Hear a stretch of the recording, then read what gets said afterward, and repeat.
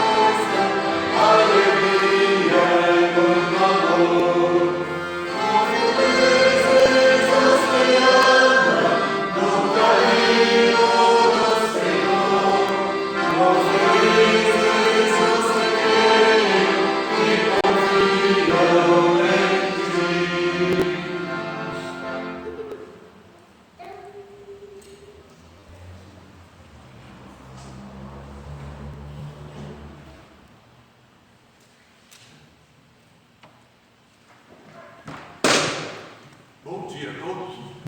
É bom estar de volta na igreja, né? Nós temos uma comunicação muito interessante nesta manhã, porque temos um jovem aqui na nossa igreja vai casar. E isso vai ser dia 24 de junho, vai ser na nossa igreja aqui. Tá? É o José Rodrigues e a Viviane. Né? Nós não sabemos exatamente o horário ainda, mas domingo que vem nós vamos comunicar também o horário, vai ficar tudo certinho, né? Tá bom? Esta comunicação muito importante nós temos que fazer hoje de manhã. Tá? Nós desejamos um culto abençoado a todos, como também um culto regado com a Santa Ceia nesta manhã.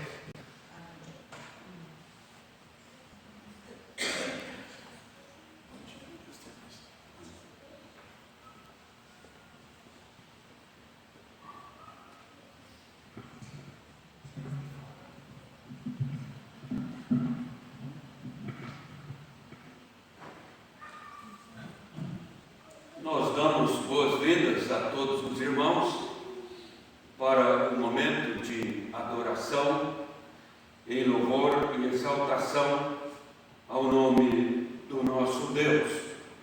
Comunicamos no domingo passado que este culto seria o culto durante o qual estaríamos celebrando a ceia do Senhor.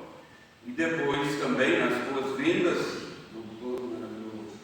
do grupo da igreja nós convidamos, a Santa Ceia. E a igreja veio parcialmente. Eu não sei porque todos os irmãos não vieram para este momento tão sublime do culto de adoração a Deus e a ceia do Senhor. Fiquei pensando, será que é feriado? Emendou, as pessoas estão chegando, ainda do feriado prolongado.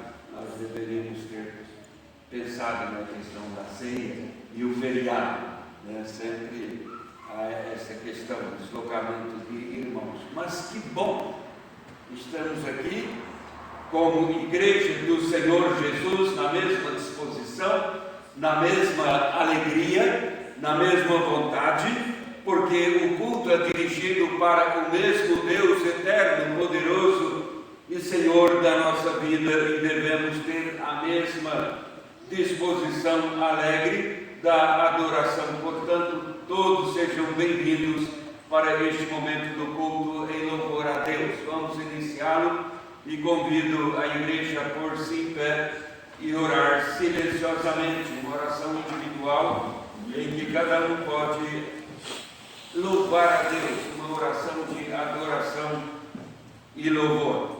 Vamos orar.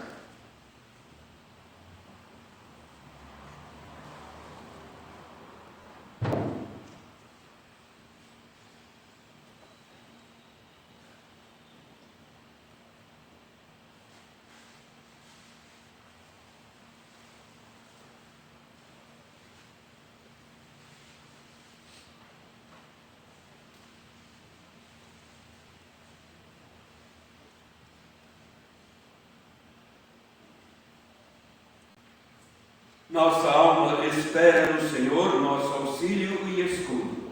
Nele, o nosso coração se alegra, pois confiamos no seu santo nome. Irmãos, a graça seja com todos que amam sinceramente o nosso Senhor e Salvador Jesus Cristo.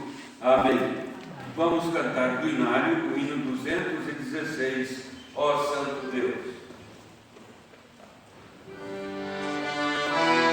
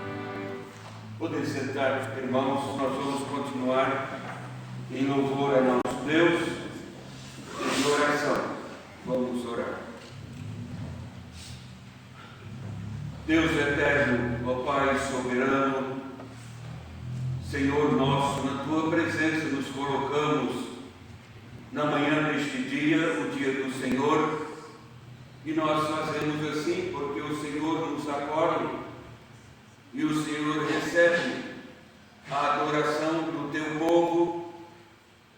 Esta é a promessa, e sabemos mais por Tua palavra que o Senhor se alegra em receber a adoração do Teu povo. Assim é que nos encontramos na Tua presença como igreja neste dia, para expressar-Te na adoração o nosso louvor de gratidão. Agradecemos-Te, ó Pai, por Tua bondade, por Tuas misericórdias para conosco. Agradecemos-Te, Senhor, porque a Tua palavra é poderosa, é viva. A Tua palavra tem lugar nos nossos corações. Prova isto o fato de estarmos na Tua presença, neste único propósito de exaltar o Teu nome, porque somos te agradecidos, visto que a Tua palavra é o nosso sustento. A Tua palavra é que nos dá vida e enche o nosso coração da esperança certa. Louvamos-Te, Senhor, porque então o Senhor se revela a nós como Deus de toda provisão na vida espiritual e como peregrinos também neste mundo lá, como o Senhor nos sustenta, o Senhor nos protege, o Senhor nos dirige, o Senhor nos chama a vivermos refugiados em Ti, na Tua graça, no Teu perdão, na Tua direção. Somos-te agradecidos, porque o Senhor supre o nosso viver neste mundo e nos chama a glorificar-Te na nossa maneira de viver neste mundo. Então somos agradecidos e oramos, colocando assim a nossa adoração na Tua presença na manhã deste dia, e fazemos em nome de Jesus. Amém. Nós vamos abrir os nossos inários lá no final. Aliás, irmãos, está projetado aqui o credo apostólico, né? Nós temos o credo apostólico, e na leitura do credo apostólico estaremos então afirmando a nossa fé, a fé que confessamos a Deus, o que cremos. É uma reafirmação. Por isso devemos prestar bem atenção quando nós proferimos o credo apostólico. Nós estamos sim confessando a Deus que nós cremos nele, na maneira como está aqui no credo apostólico. Vamos fazer esta leitura em uníssono. Leiamos. Creio em Deus Pai, Todo-Poderoso, Criador do céu e da terra, e em Jesus Cristo, seu unigênito Filho, nosso Senhor, o qual foi concebido pelo Espírito Santo, nasceu da Virgem Maria, padeceu sob Pôncio Pilatos, foi crucificado, morto e sepultado,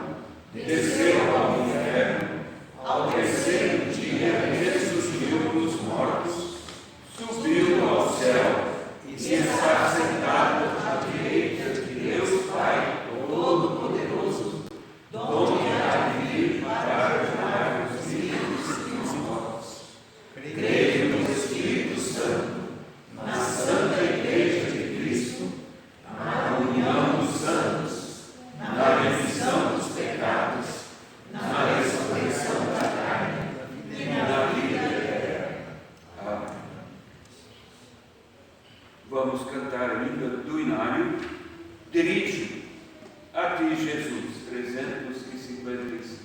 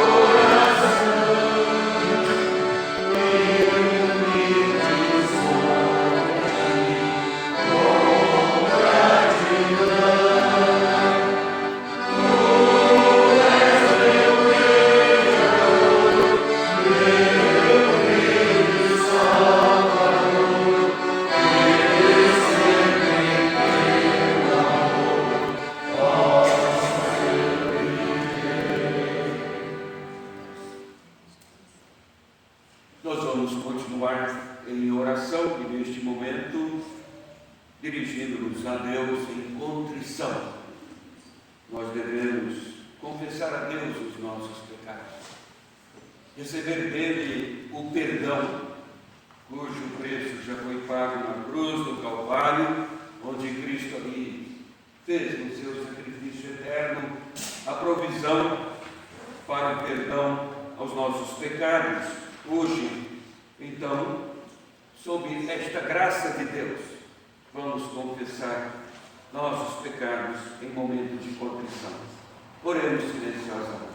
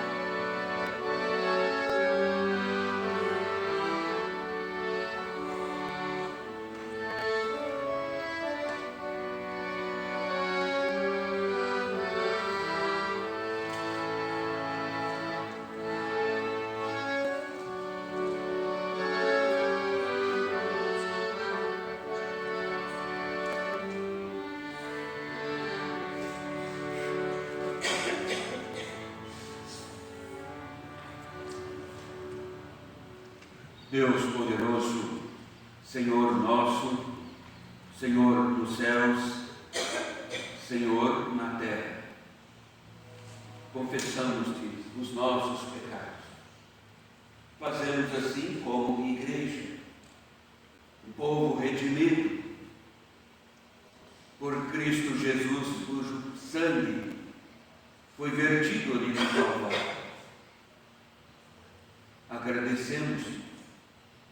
por esta iniciativa soberana da tua vontade em nos redimir e nos perdoar. Pecamos diariamente, pecamos por omissão, por comissão, pecamos no pensar, no agir, pecamos no falar. E diante do teu trono de graça, como igreja, nos aproximamos, rogando o teu perdão. Estejas, ó Senhor, nos preparando para ouvir a tua palavra, sermos edificados espiritualmente, participar do sacramento da ceia e depois voltar para as nossas casas, alegres, felizes, sob a tua graça. Assim venha nos conduzir e receber o nosso louvor, gratidão por teu perdão, em nome de Jesus. Amém. Vamos ler a palavra de Deus conforme a carta de Paulo aos Romanos, Romanos capítulo 6, do verso 20 ao 23. Romanos 6, 20 a 23. Nós vamos fazer essa leitura de forma responsiva. Romanos 6, 20 a 23. Lerei o versículo, os irmãos, o seguinte: porque quando éreis escravos do pecado, estáveis isentos em relação à justiça. Naquele tempo, que resultados por estes? Somente as coisas de que agora nos envergonhais, porque o fim delas é a morte. Agora, porém, libertados do pecado, transformados em servos de Deus, tendes o vosso fruto para a santificação e, por fim, a vida eterna. Porque o salário do pecado é a morte, mas o dom gratuito de Deus é a vida eterna em Cristo Jesus, nosso Senhor. Nós vamos cantar o hino 140, primeira, segunda e terceira estrofe da Igreja, o Fundamento.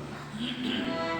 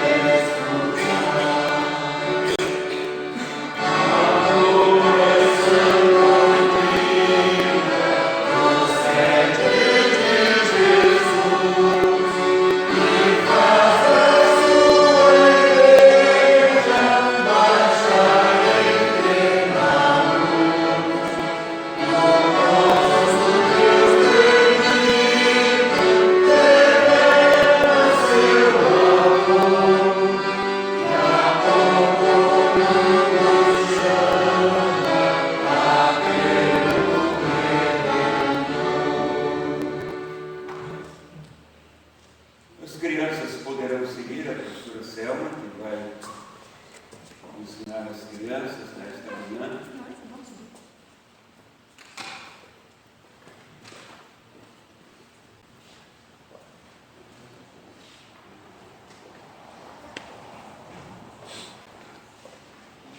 A pura e sã doutrina procede de Jesus e faz a sua igreja marchar em plena luz.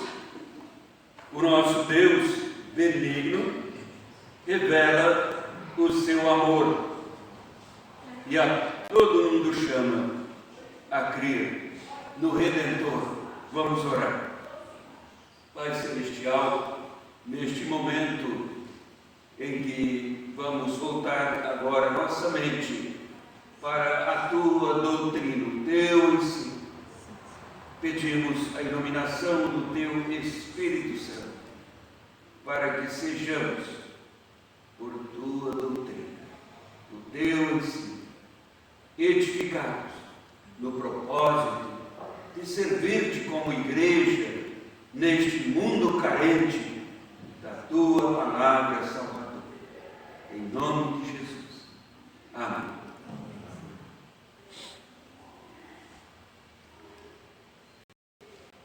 Irmãos, somos cristãos.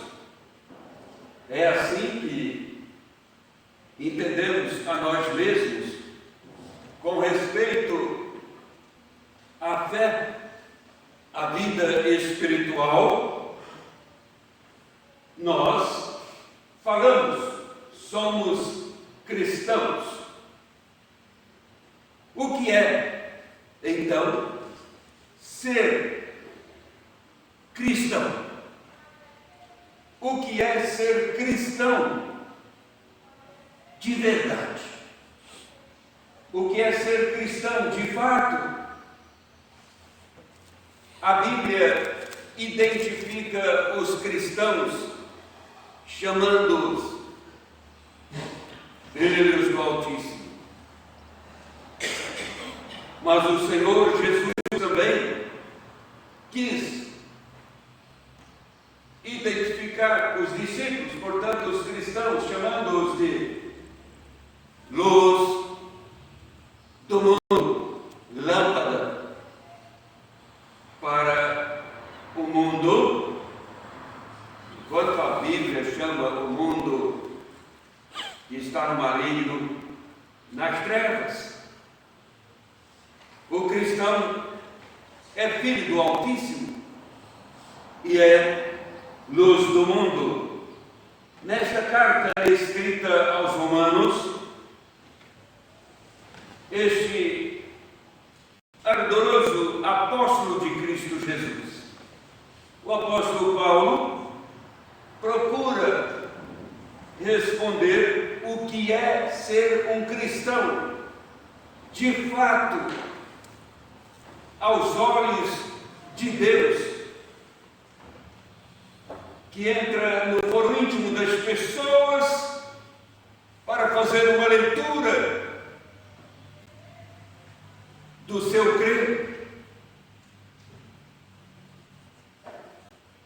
O que é um cristão aos olhos de Deus? Inicialmente aprendemos aqui com o apóstolo que um cristão para Deus é uma pessoa liberta por Cristo. Então, é uma pessoa que está livre do jugo do pecado. É uma pessoa que está agora sob o senhorio de Cristo.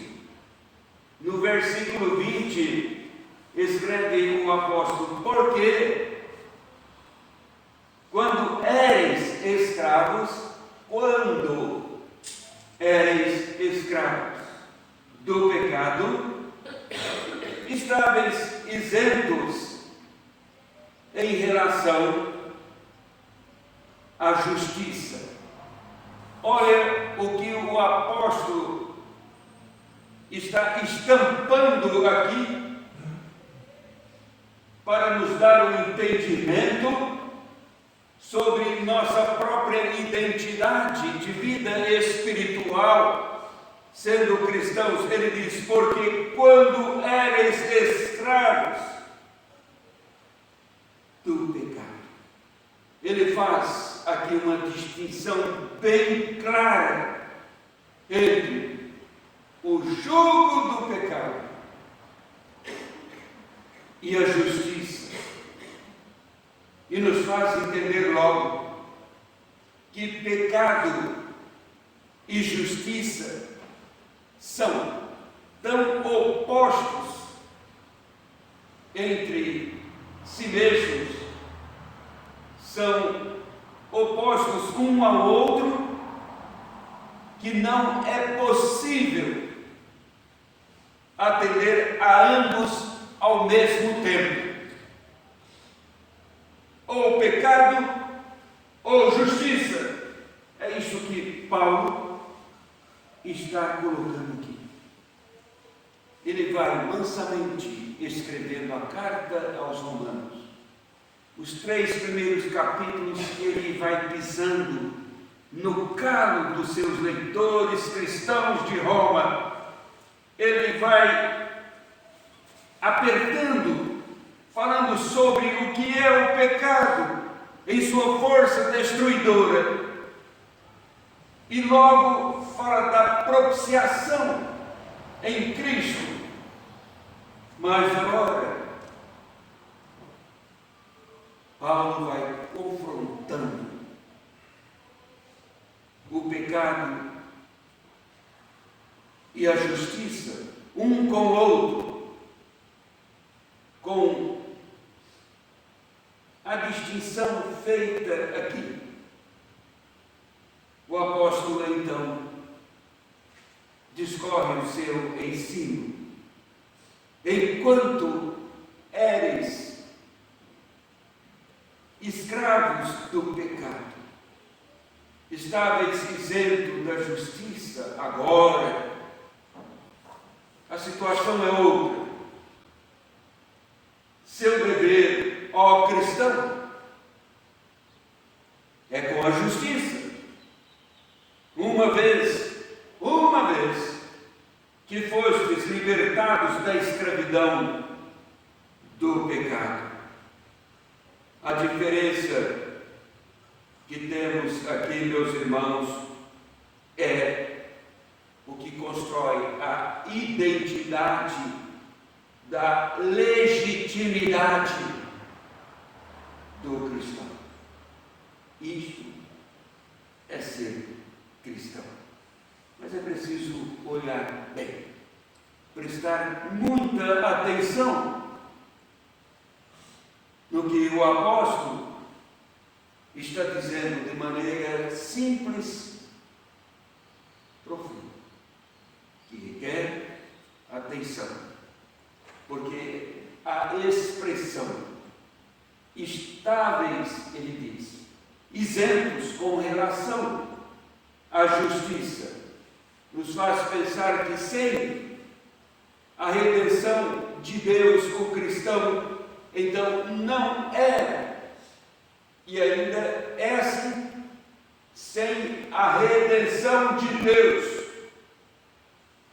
o cristão não estava obrigado a obedecer à justiça. Ele não é redimido,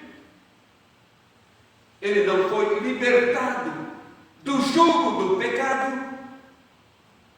Paulo diz: estáveis isento neste sentido de obedecer a Deus, isentos da justiça, de obedecer, ou em relação à justiça, de obediência à justiça. Irmãos, isto porque a liberdade da carne livra da obediência a Deus. A única coisa que livra o ser humano de obedecer à justiça, de obedecer a Deus, é a liberdade da carne. Neste caso, o cristão, que é cristão, mas fica com a âncora presa lá no pecado, nunca experimentou de fato o livramento, a liberdade de Cristo. Fica igual a mulher de Ló. Quer ficar livre da morte que ocorreria lá em Sodoma, mas era muito pesado, porque gostava de Sodoma, e fica olhando para trás. Ah, quantos cristãos fazem isso? Olha, essa vida cristã, que ruim, era tão bom quando eu podia,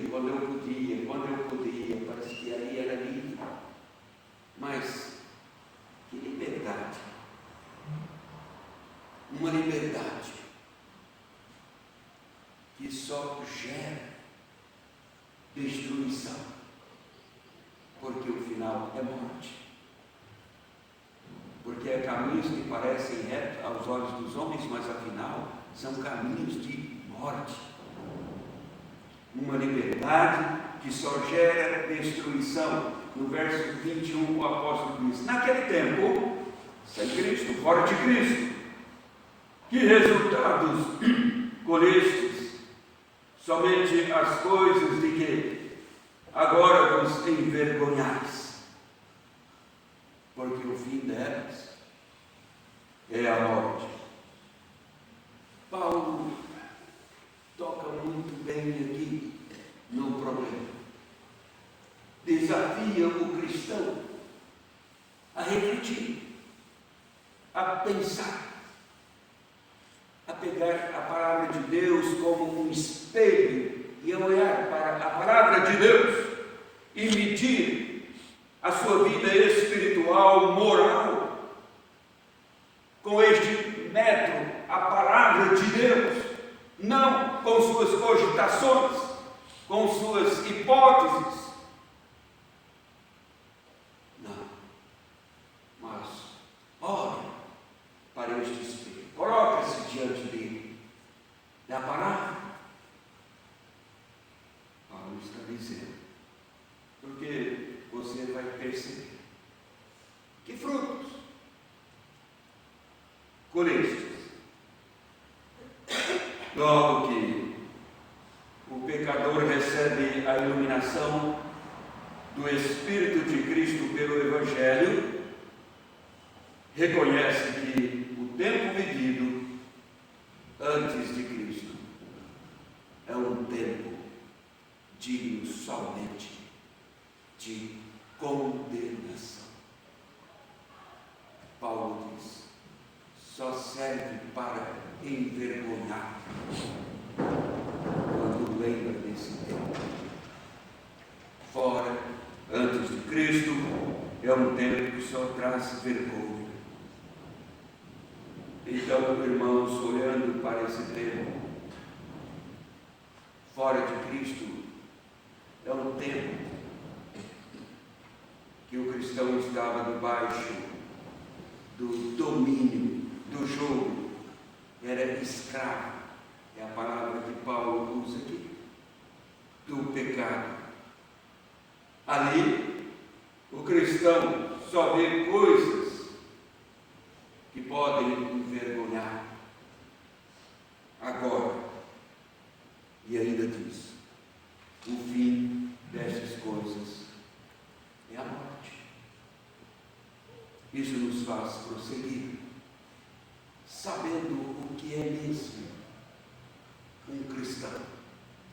Um cristão de fato, não na forma como desejamos que seja, mas como é aos olhos de Deus.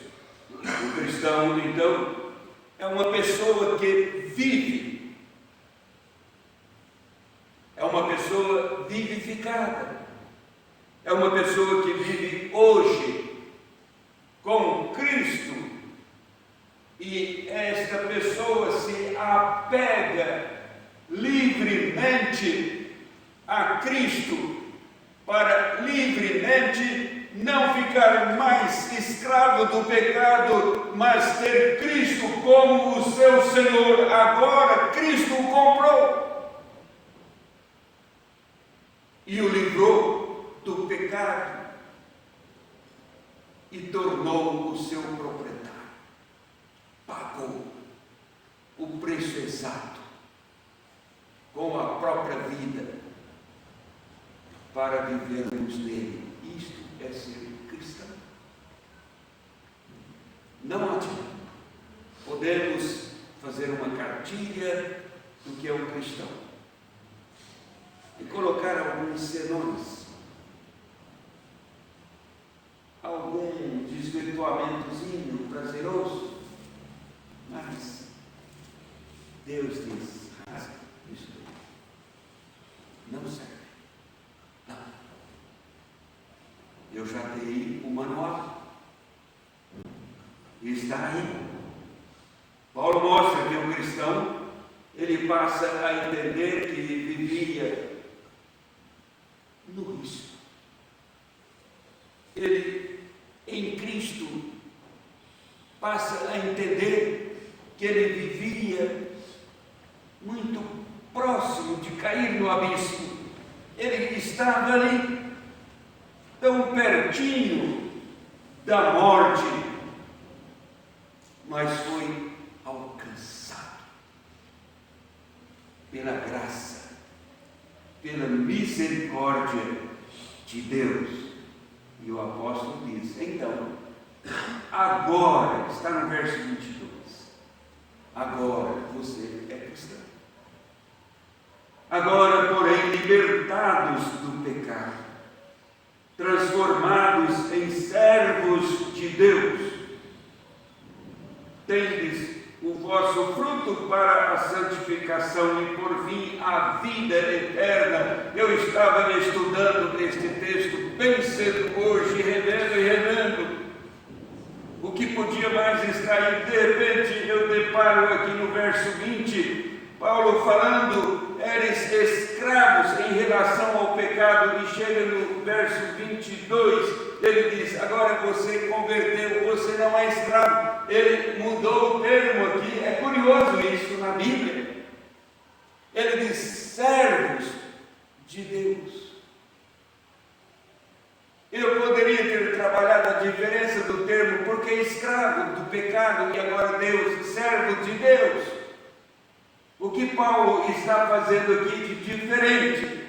Não precisamos ir longe para entendermos. É a graça. Somente a graça. Ele diz: tendes vosso fruto para a santificação. Paulo mostrou que o pecado, então, traz duas consequências. Agora, ele está afirmando que a justiça traz também dois resultados. O pecado produz má consciência, e depois de produzir má consciência,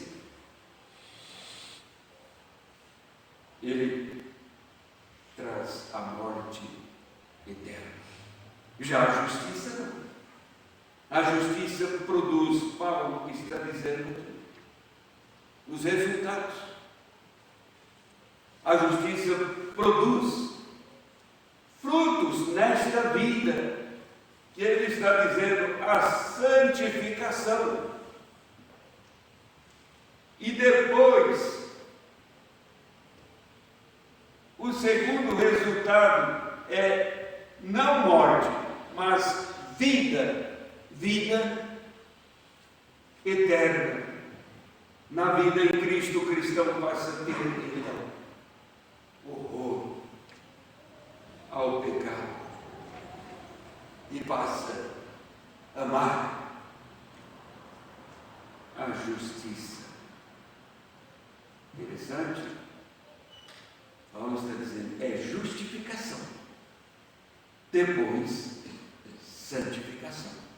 E no 5º capítulo desta carta, ele fala da justificação pela fé. E no 6º capítulo, a abordagem dele é a santificação. Ele emprega aqui, irmãos, 2 palavras. E é interessante porque alguns estudiosos da Bíblia dizem que são 2 termos militares que Paulo está usando aqui. São 2 palavras para concluir a sua orientação. Como temos no verso 23, ele diz, por quê? Porque o salário do pecado é a morte, mas o dom gratuito de Deus é a vida eterna em Cristo Jesus. Em Cristo Jesus, nosso Senhor. Salário e dom são 2 termos-chave que nós temos no verso 23. O salário do pecado e o dom de Deus. O salário do pecado é a morte, diz, mas o dom gratuito de Deus é a vida eterna. A palavra para salário era usada para o pagamento dos soldados. Os soldos, o pagamento do soldado não podia falhar de maneira alguma, porque afinal o soldado colocava em risco a sua própria vida e, portanto, não podia faltar o pagamento para ele. Assim Paulo está dizendo com respeito ao pecado. Também o pecador não deixa de ter o seu salário. É isto que Paulo está dizendo. O pecador pode ficar tranquilo. Ele não vai deixar de receber o seu pagamento. E o pagamento que Paulo está falando é grande. E não adianta o pecador falar, eu não quero, como soldado também, eu não quero receber o pagamento deste mês. Não, vai ter que receber. Você é escravo. Escravo não tem vontade própria. Tem que receber. A morte eterna. Agora, o apóstolo Paulo, na forma como ele trabalha, podemos ver na própria literatura de Paulo, quanto ele usa aqui os trocadilhos de palavras para comunicar a ideia. Ele poderia dizer assim: o salário do pecado é a morte, mas o salário da justiça é a vida. Ele poderia dizer assim: o salário do pecado é a morte, então o salário da justiça é a vida. Só que ele não fez isso, ele fez diferente. O salário do pecado é a morte, mas o dom gratuito de Deus não é salário que ele coloca. Dom gratuito de Deus é a vida eterna. Ele usa a palavra dom. Se o salário é um termo militar, o pagamento do soldado também, sem discutir o sentido da palavra salário, apenas o que faz. O dom é uma dádiva que não tem merecimento. Geralmente o imperador, quando ele fazia aniversário, ou então quando ele fazia o aniversário da ocasião que ele subiu ao trono e tornou-se imperador, ou uma ocasião marcante da história de sua vida, ele pegava muito dinheiro e dava para o exército. Mas o exército não tinha feito nada. Apenas o imperador está comemorando o seu aniversário. Então, este presente, muito dinheiro, que ele dava para o exército, era chamado de dom. Os despojos que os soldados traziam das guerras, distribuía para as pessoas, chamava os dons, dádivas, pelas quais o exército, as pessoas não trabalharam, apenas recebiam, somente isso. Não havia nenhum esforço, era presente. E esta palavra Paulo está empregando aqui para mostrar que a nossa salvação procede inteiramente da graça de Deus. Paulo não muda a sua linha de raciocínio, trazendo vários tópicos diferentes de ensino nos seus escritos, porque ele está pautado na certeza de que a vida eterna é graça, graça de Deus, é através do dom divino que recebemos a vida e não através dos nossos próprios méritos. Quem merece salário aqui é o pecador subjugado, que gosta do pecado e trabalha no pecado, vivendo no pecado, recebe salário, porque você merece. O que Paulo está dizendo, quem vai para o inferno é porque merece ir para o inferno. Quem vai para o céu não merece ir para o céu, vai por graça, graça de Deus. Por isso ele diz, é em Cristo. Mas ele diz, em Cristo, o Senhor. De quem você é servo, de quem você não é escravo, mas servo de Cristo, o Senhor. Meus irmãos, alguém diria, pensando bem, isto é terrível, é uma doutrina bíblica, porém pesada demais para o ser humano. Não. Isto é graça, é amor profundo, é amor de Deus, nos salvando e dizendo, cuidado, você é cristão. É cristão mesmo? É cristão de fato? Pense nisso. Então, vamos participar do sacramento da ceia do Senhor, porque somos luz do mundo, filhos do Altíssimo, cristãos. Sejam bem-vindos os que forem participar do sacramento da ceia, para estarem ao redor da mesa.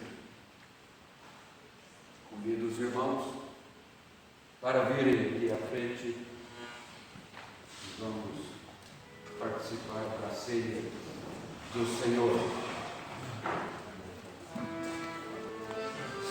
Podem trazer os imagens, por favor.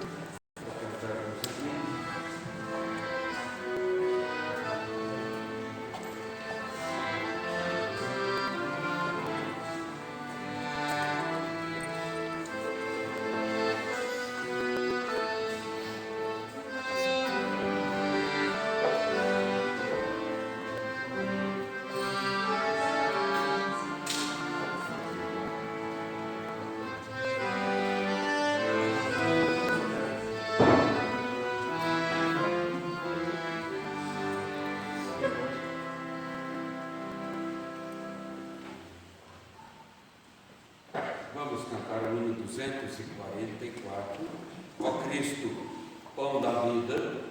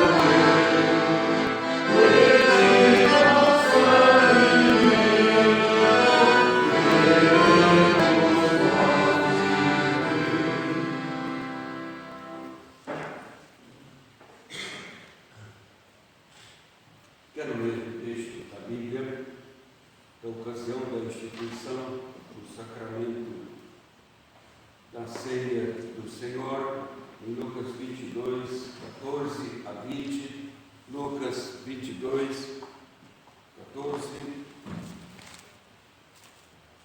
a 20. Chegada a hora, pôs-se Jesus à mesa e com ele os apóstolos, e disse-lhes: tenho desejado ansiosamente comer convosco esta Páscoa antes do meu sofrimento, pois vos digo que nunca mais a comerei, até que ela se cumpra no reino de Deus. E tomando o cálice, havendo dado graças, disse: recebei e reparti entre vós, pois vos digo que de agora em diante não mais beberei do fruto da videira, até que venha o reino de Deus. E tomando o pão, tendo dado graças, o partiu e lhes deu, dizendo: isto é o meu corpo oferecido por vós. Fazei isto em memória de mim. Semelhantemente, depois de cear, tomou o cálice, dizendo: este é o cálice da nova aliança no meu sangue, derramado em favor de vós. Meus irmãos, o Senhor Jesus instituiu este sacramento, o sacramento da ceia, a Santa Ceia, ou Eucaristia, como às vezes é chamada, que significa gratidão. E ele instituiu este sacramento da ceia para o seu povo, visto que ele quer a nossa participação neste sacramento. Mas aqueles que não se arrependem dos seus pecados, nós aconselhamos não participar do sacramento, para não agravar mais o juízo de Deus sobre a própria vida. Os que demonstram, no entanto, arrependimento e desejam vida santificada, devem participar, sim, do sacramento. Ele quer a nossa participação no pão, símbolo do seu corpo entregue por nós ali na cruz. Ele quer a nossa participação no cálice, símbolo do seu sangue vertido para a nossa salvação, de maneira que esta mesa, meus irmãos, não é uma mesa qualquer. Esta mesa não é de uma denominação. Esta mesa não é da Igreja Evangélica Reformada ou de quaisquer outras igrejas reformadas, igrejas de Cristo, como igreja local. Não. Esta mesa é a mesa do Senhor Jesus.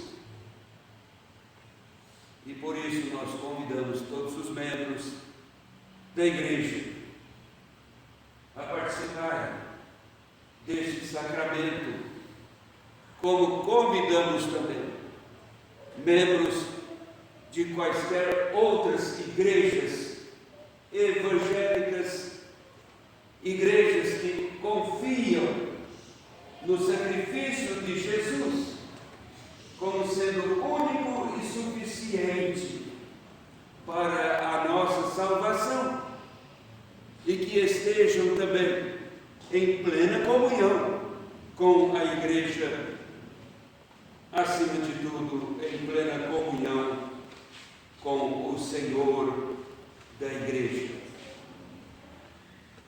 Antes de distribuir os elementos que simbolizam o corpo e o sangue de Jesus, ele fez uma oração. E a seu exemplo, vamos também agradecer a Deus. Oremos.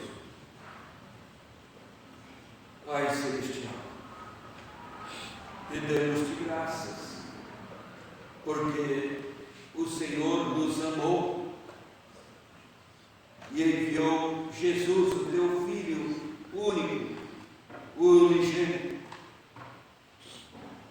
que fez propiciação por nossos pecados, na entrega que fez de si mesmo espontaneamente em nosso lugar,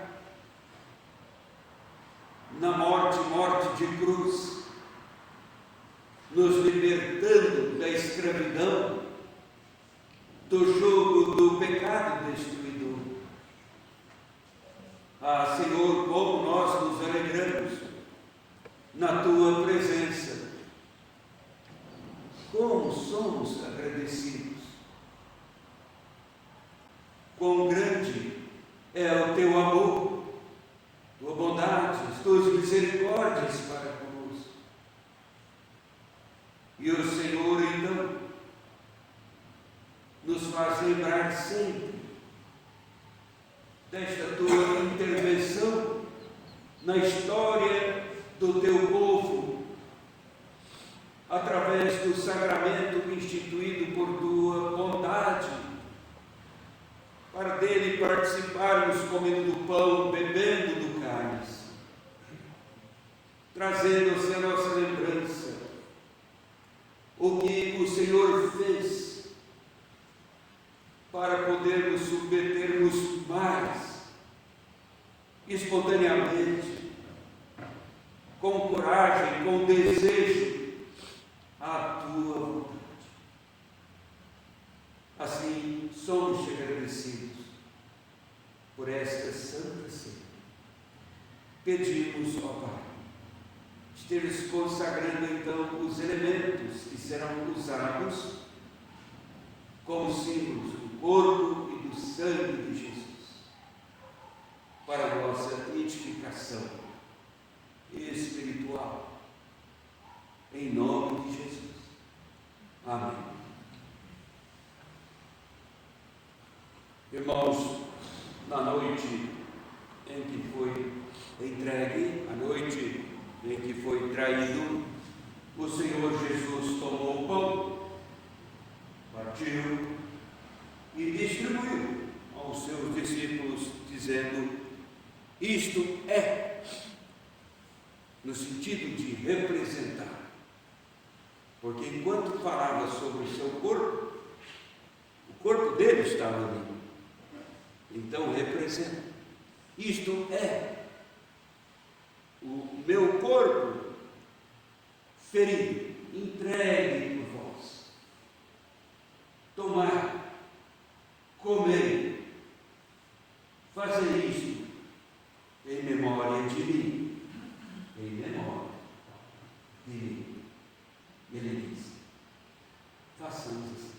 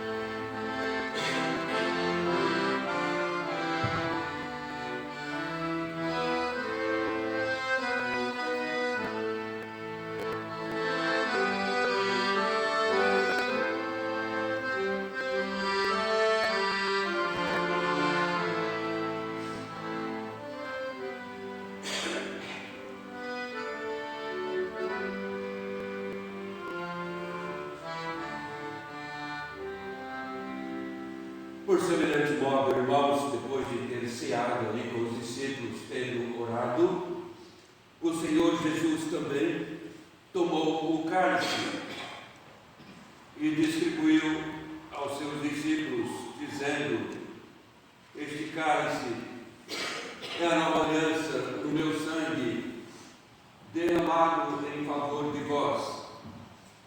Fazei isto em memória de mim.